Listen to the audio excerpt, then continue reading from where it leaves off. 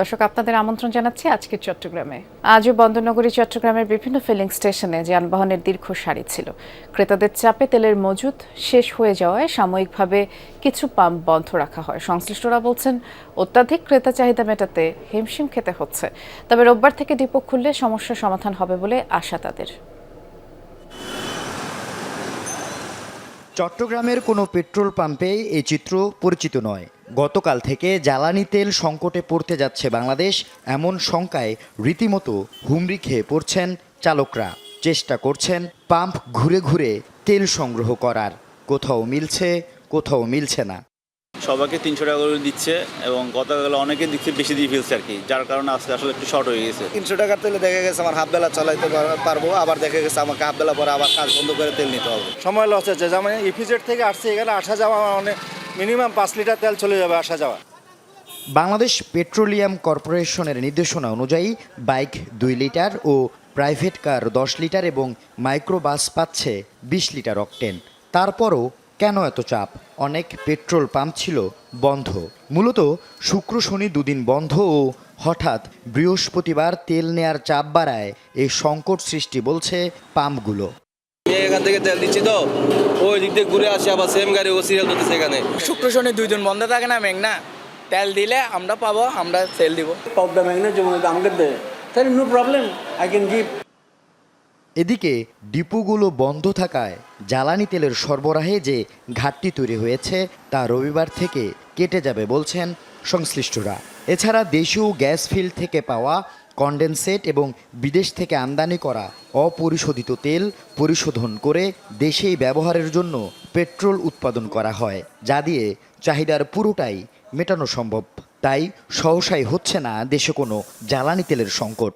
আমাদের মজুদ পরিস্থিতি এবং আমাদের যে অন্য যে সরবরাহকারী প্রতিষ্ঠানগুলো যেখান থেকে বেশিরভাগ তেল আসে, ফুয়েল আসে, সেই লাইনটা ঠিক আছে। আপাতত আমাদের আতঙ্কিত হওয়ার বা মানে দুশ্চিন্তাগ্রস্ত হওয়ার কিছু নাই। আল আমিন শিকদার, যমুনা নিউজ, চট্টগ্রাম। চট্টগ্রামে পাঞ্জাবির জন্য পরিচিত ব্র্যান্ড রাজস্থানে অভিযান চালিয়ে ব্যাপক অনিয়ম পেয়েছে ভোক্তা অধিকার সংরক্ষণ অধিদপ্তর। দেশীয় তৈরি পাঞ্জাবি ভারতীয় পণ্য বলে বিক্রি হচ্ছে। একাধিকবার একই অনিয়মে প্রতিষ্ঠানটিকে জরিমানা করা হলেও এর রূপ আর বদলায়নি। এর আগেও দেশীয় তৈরি পাঞ্জাবি ভারতীয় পাঞ্জাবি বলে বিক্রির অপরাধে জরিমানা করা হয় রাজস্থানকে। এবারও 1 লাখ টাকা জরিমানা গুনেছেন। অসঙ্গতিপূর্ণ প্রচারণার কারণে আমরা তাদেরকে 1 লক্ষ টাকা অর্থদণ্ড করেছি আর ভবিষ্যতের জন্য সতর্ক করছি এরকম অসঙ্গতি যেন আর ভবিষ্যতে না থাকে। এবারে আমরা চট্টগ্রামের ইফতার বাজারের খবর জানবো। সহকর্মী জুবাইর রিফাত অপেক্ষা করছেন আমাদের জন্য। রিফাত, খুব বেশি সময় যেহেতু বাকি নেই, ইফতারের শেষ সময়ে কি কি ইফতার সামগ্রী বেচাকেনা হচ্ছে একটু জানাবেন।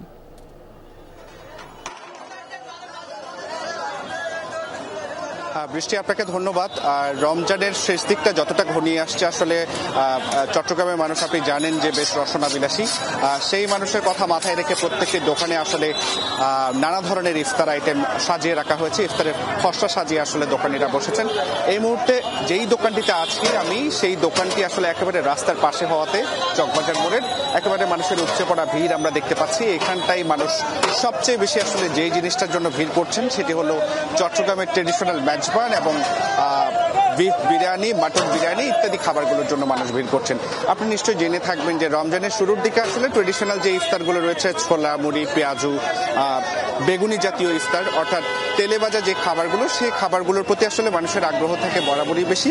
কিন্তু যত সময় আসলে ঘনিয়ে আসে, রমজানের শেষ দিকটা চলে আসে, ততই আসলে অন্যান্য যে খাবারগুলো রয়েছে, অর্থাৎ চিকেনের যে আইটেমগুলো রয়েছে, স্টিক কাবাব, জালি কাবাব থেকে শুরু করে নানা ধরনের যে আইটেমগুলো রয়েছে, সেই আইটেমগুলোর প্রতি মানুষের এক ধরনের ঝোঁক থাকে।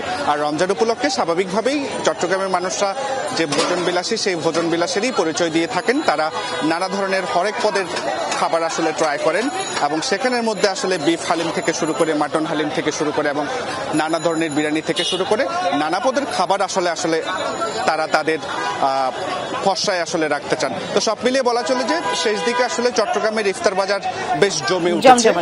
ধন্যবাদ রিফাত। এই ছিল আজকে চট্টগ্রামে। সাথে থাকার জন্য ধন্যবাদ সবাইকে।